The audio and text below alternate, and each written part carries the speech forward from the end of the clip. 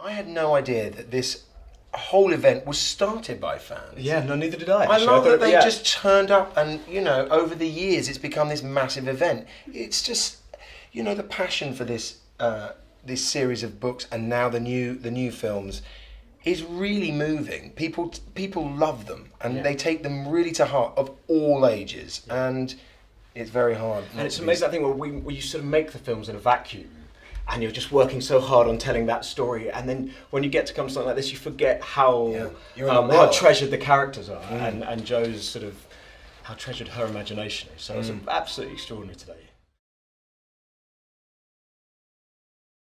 Up to the very day, it seemed like a, you know, okay, I read it in the script and took it sort of in my stride, but on the day, stepping into specifically the classroom in which I teach was, if I'm honest, really quite overwhelming.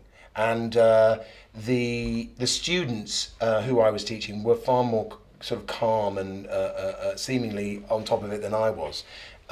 So I had proper sort of first day nerves as a teacher, which I hope you don't see in the film.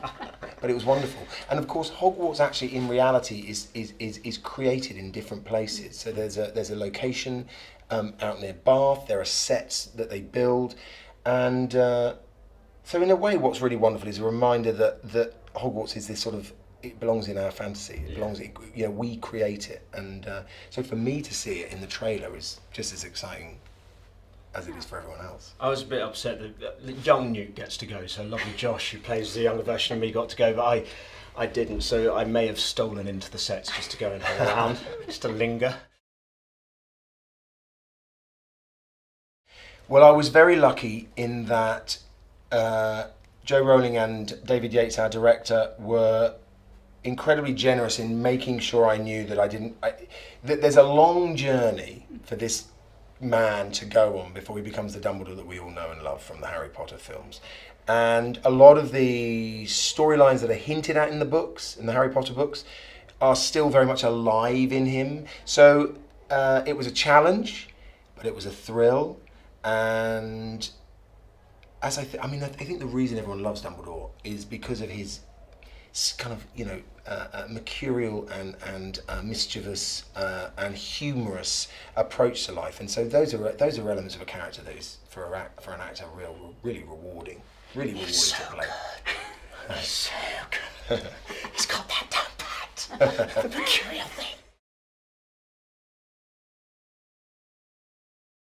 And you had quite a. I mean, you see moments that he didn't really fit in then, in the way that he hasn't really ever sort of fitted in. But I think Dumbledore saw in him the fact that he's his own person and he's a passionate kid, and they kind of bond over that really. But you certainly the glimpses you get of Newt in Hogwarts in this film, he's certainly the outsider that you know, and he still has his passion for his creatures.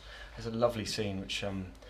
With the young, am I allowed to talk about it? Young Newt and young Lita. The beginning of it's lovely. You suddenly see how it germinated. This young student with these little creatures in bottles, and you suddenly realise that, of course, that passion was there when he was a child.